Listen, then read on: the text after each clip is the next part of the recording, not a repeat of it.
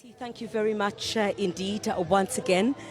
In case you might have not joined us a little bit earlier on, we do have a delay in the proceedings this morning, and this is of course the commemoration. You'll see we still have crowds and crowds and crowds of people who have gathered here to be part of today's proceedings. We do understand that the flag company, the Guard of Honor, and the military band deployment that we saw a little bit earlier on, that is going to start from scratch, if I may. And today's certainly all about, commemorating and remembering the sinking of the SS Mendi back in 1917, where you had members of the South African Native Labour Corps that also perished in that particular incident. So with that is the reason why we are in Thohoyandou, and in a particular place. You'd remember that Limpopo had been one of the areas that had been most affected in the recent killing of South African soldiers in the Democratic Republic of Congo. And South Africa, you would know, had been involved in peacekeeping operations in a number of countries. We're talking about Mozambique, Burundi, the Democratic Republic of Congo, and other areas as well. So with South Africa not just involved in peacekeeping operations, its troops also involved in areas where we are in Limpopo, which had been also incredibly hard hit by the recent floods.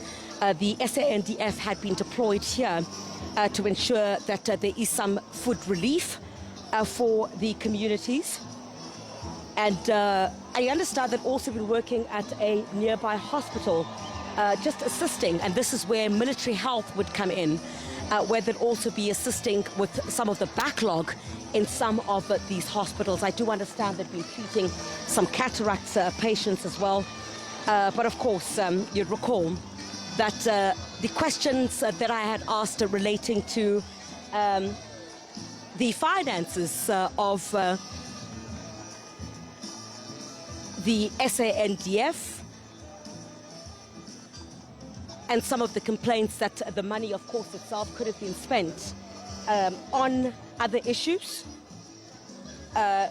The Defense Ministry indicating that it's quite important for us to have this particular commemoration, not to forget those who have laid down their lives. And you recall, of course, it was just last year that there'd been no official commemoration because of the killing of 14 of our SANDF troops in the Democratic Republic of Congo while on a peacekeeping mission there.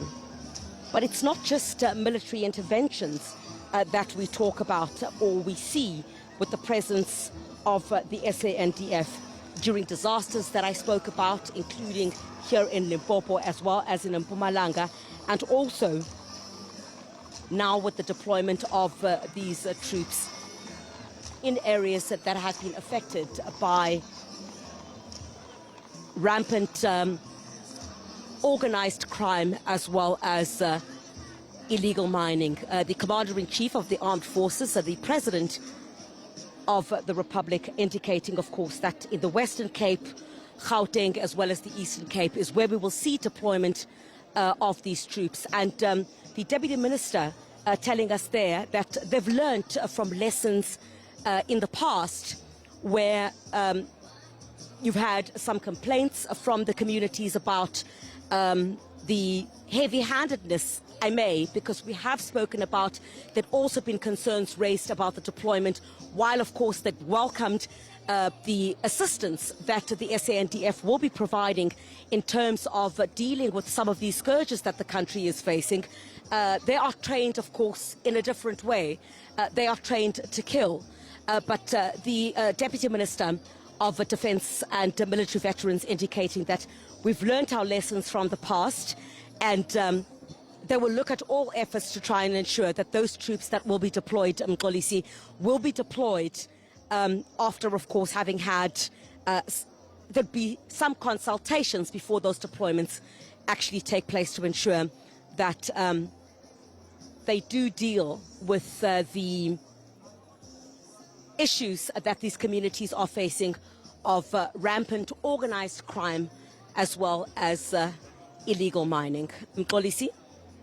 And, you know, Criselda, it's great as you continue to also reflect in the form of those conversations that you're having there. We also, this side, did our share as we had a conversation with the Soldier Union, you know, who spoke about some of the issues that you are talking about at this particular point in time, you know. And as we watch this display, Criselda, this display of discipline and power, it's also worth remembering that the SANDF service to the country is not only expressed in moments like this, you know, in uniformed formations and flypasts overhead, as we've heard there.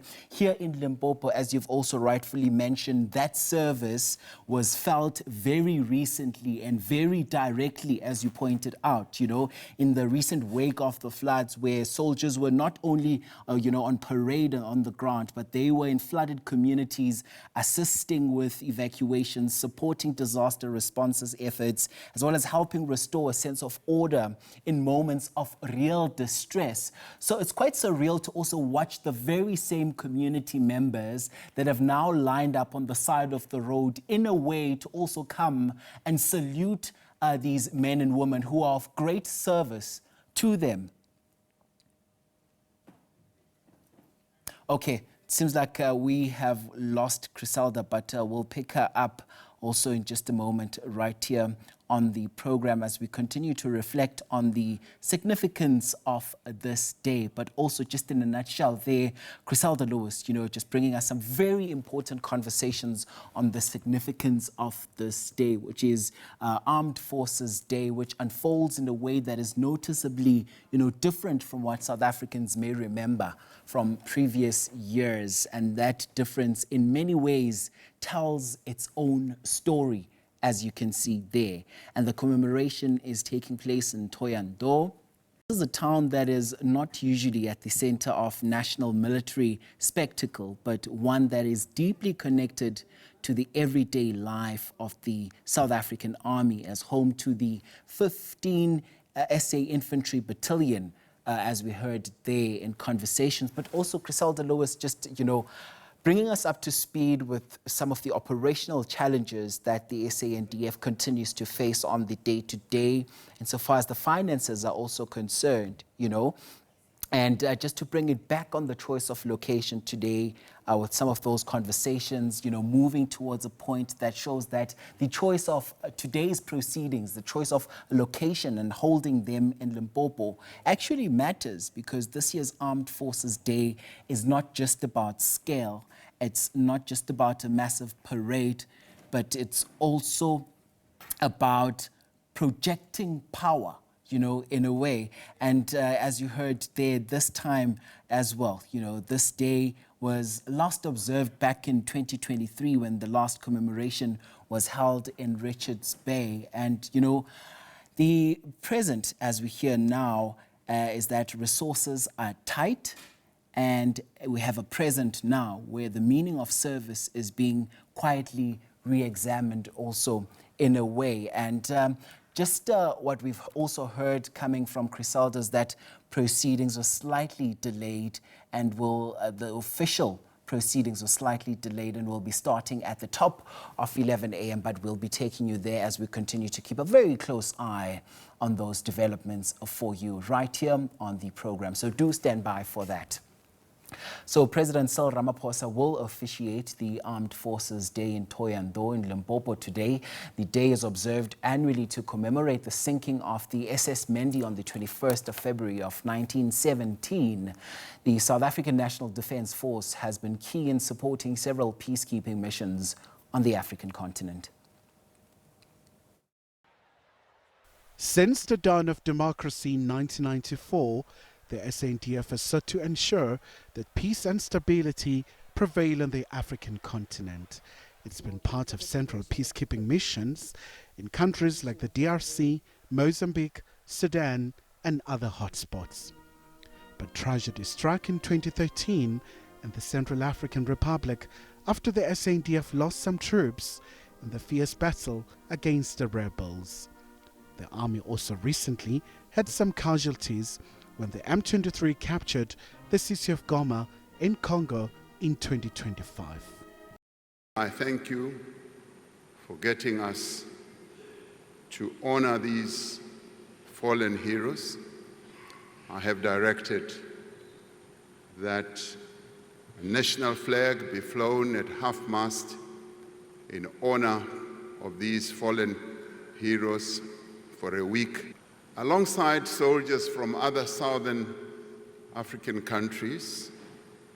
They lost their lives in defense of the fundamental right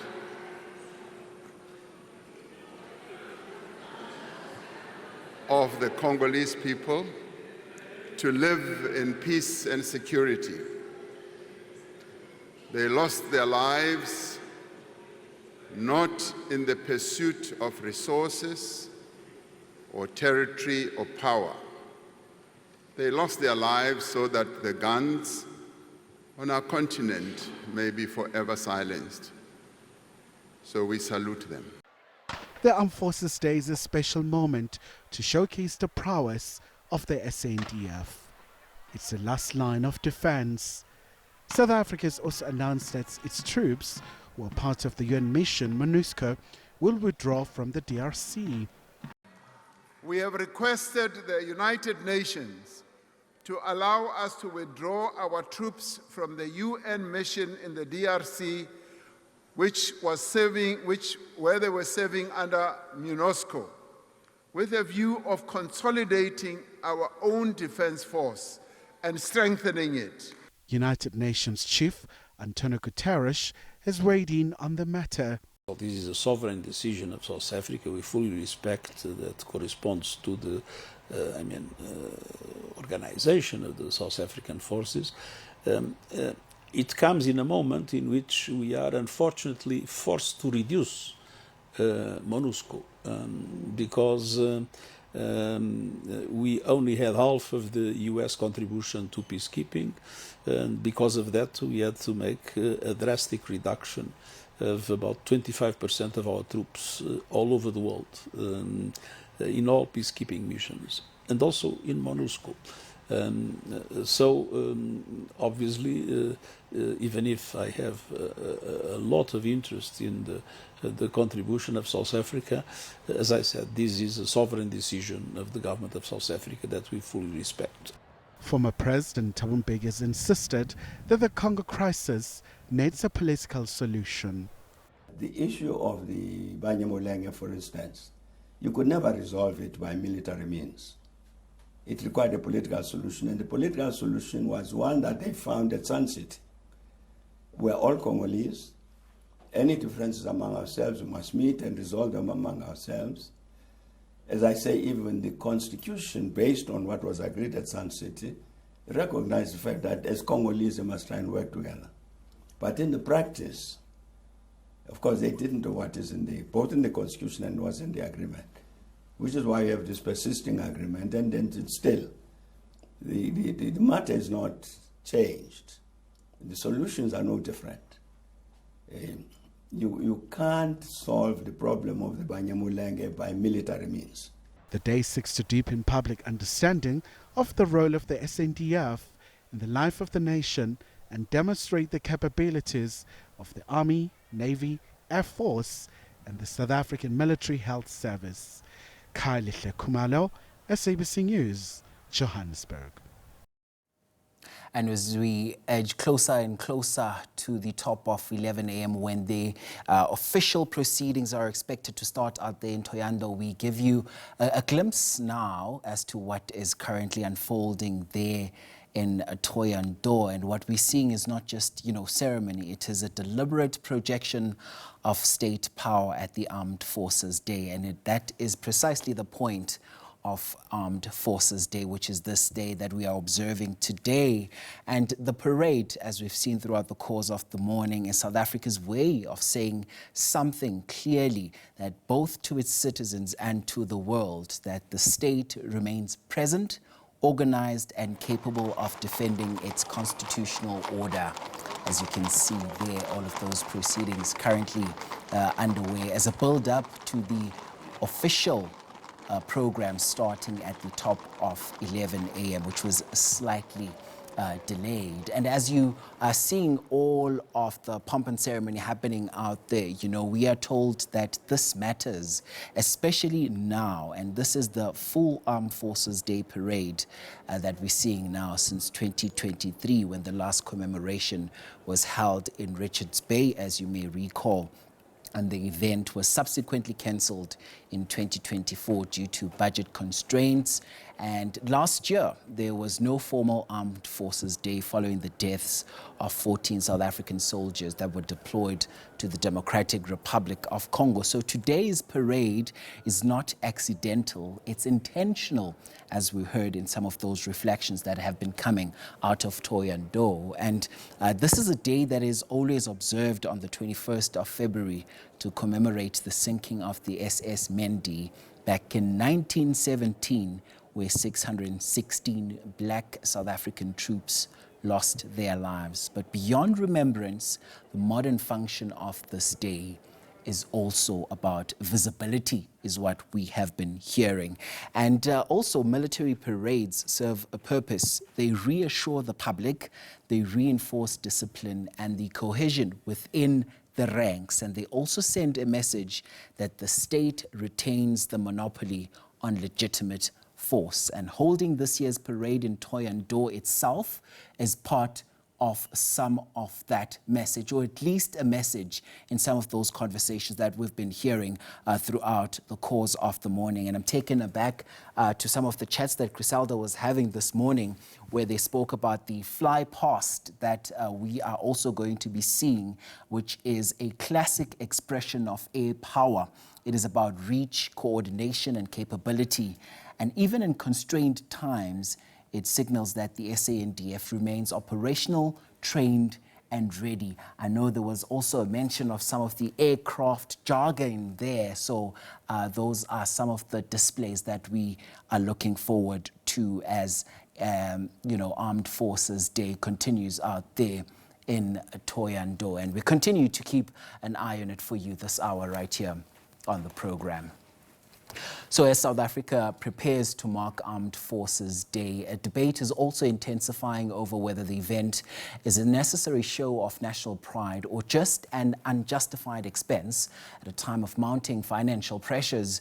Political parties are divided, with some defending its symbolic importance, while others argue the money should be redirected to urgent needs within the Defence Force itself. The EFF has strongly rejected the event, calling for it to be scrapped altogether. Cancel this parade of shame now. We do not want any scaled-down version. We do not want to hear about any excuses. Redirect every rand to urgent priorities. We must cancel this parade of shame. We must redirect funds. We must restore the dignity of our defenders. We must stand with our soldiers and the black working class majority. We must rebuild a capable South African National Defence Force. Meanwhile, the MK party says the focus should instead be on rebuilding the country's defence capability while maintaining national pride. The MK party supports unequivocally the armed forces. We support restoring operational readiness. We support rebuilding air, naval and land capabilities. And we support ensuring that Armed Forces Day remains a dignified affirmation of national sovereignty, not an apology for it. The real debate should be about rebuilding capacity, not retreating from national pride. The DA acknowledges the importance of the day but raised concerns about the cost.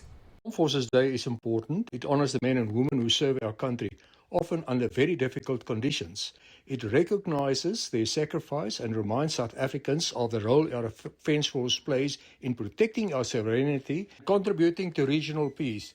But respect for our soldiers must go hand in hand with responsible spending. In an environment of austerity, where aircraft are grounded due to maintenance delays, naval vessels are unavailable, essential upgrades are delayed, and military healthcare is under serious strain, we have to ask serious questions about priorities. The reported 370 million cost of the event is already worrying. The ANC says while concerns about spending are valid, the event remains a key investment in morale and public engagement.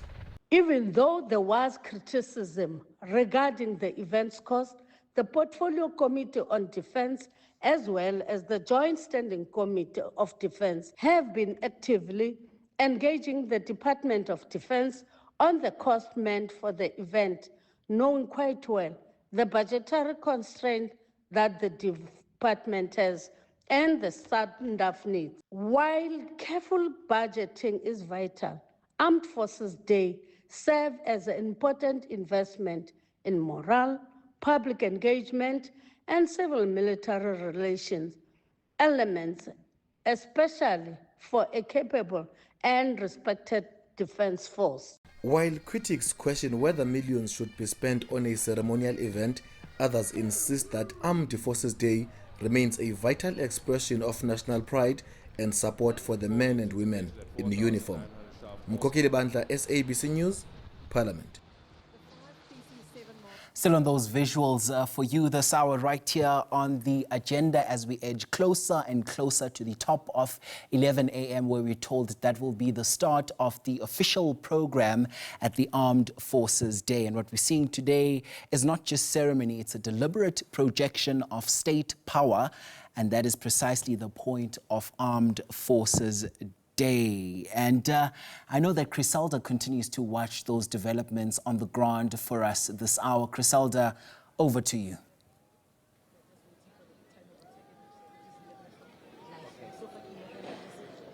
Well, a very good morning to you once again, live from Thohoyandou in the Limpopo province. And this is where the official proceedings now have gotten underway at the 2026 commemoration of Armed Forces Day. And what you are seeing before us is the flag company, the Guard of Honor and the military band which has been deployed. We're expecting the Commander-in-Chief of the Armed Forces, who is President Cyril Ramaphosa, to officiate over today's proceedings, the commemoration of the 1917 sinking of the SS Mendi, in which 646 South African Native Labour Corps members perished. The wreath-laying ceremony, we understand, also do part of the commemoration today, in which the President was due to conduct a wreath-laying ceremony. I'm not going alone. I also joined by Captain Theo, who is going to walk us through the proceedings this evening. Not evening. I think we've been here for so long. And with a bit of that delay, of course, it is still afternoon, I can certainly assure you, Captain. This is quite important. Let's talk about, once again, the significance of this day. In fact, let's start with what we're seeing on our screens at the moment. All right.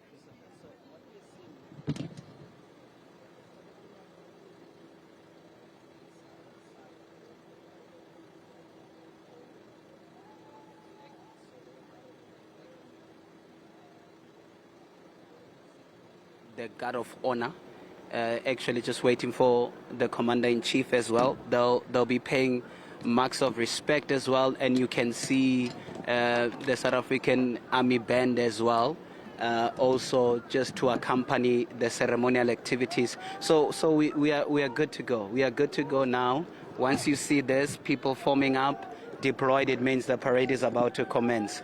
All right, you spoke about the flags towards my left. Good morning. You told me about On behalf of the Chief of the South African You did say, was it the SANDF? General Ruzani Mapiane. Yes. Now, when I spoke about what makes the South African National Defence Force, is 4 services. So there's the Army, which is responsible for the landward defence. You've got the Air Force that secures our airspace. You've got the South African Navy that then protects our maritime. Then you've got a military health services. So if you look at the red ones, they belong to the army. So there is a bit of South African flag onto it, and there is a symbol that is ascribed to the army that is part of those flags. And then if you can see the blue ones that are just almost directly in front of us, that would be the South African Air Force. The ones with a bit of white, then those flags would be for the South African Navy, and then the maroon there, it will be for the South African Military Health Service. And of course, spectators are required to remain seated. the 21-round gun salute. It is not everyone who gets the 21-gun salute. It goes by, what do we say, rank? Yes. It goes by rank. C. Definitely. So in our context, the president is accorded 21. So that will be the highest number that we can actually accord an individual. So only the Commander-in-Chief will be given accorded 21 gun salute. Like I said before, these are part of our expression, as part of our culture. How do you show respect or pay proper marks of respect? So these are ceremonial symbols of us expressing or bestowing honor to our principles. So 21 gun salute for the Commander-in-Chief will also be part of paying proper marks of respect to him. Spectators are required to pay compliments by removing their headdress. On completion of the march past and mechanized columns, a mass flag past will be performed by the South African Air Force, after which the final compliment will be awarded to the main functionary. Griselda Lewis there, still hard at work, bringing us some of the latest conversations to come out of Armed Forces Day as we just hit the top of 11 a.m. and this is when the official program is expected to start. We heard there the PA system already announcing somewhat of housekeeping rules ahead of the start of the official program there. And as we heard there, some of those greater reflections as well around what this day means, but also just moving forward and looking at our armed forces in the country and what they signify and what they stand for in the country. And as we're seeing there, this is a day that is observed on the 21st of February to commemorate the sinking of the SS Mendi back in 1917, where 616 black South African troops lost their lives. But beyond remembrance, the modern function of this day is also about visibility, as you've heard from some of those conversations that Griselda Lewis has been bringing us from there. And military parades serve a purpose. They reassure the public and they reinforce discipline and cohesion within the ranks. And they also send a message that the state retains the monopoly on legitimate force.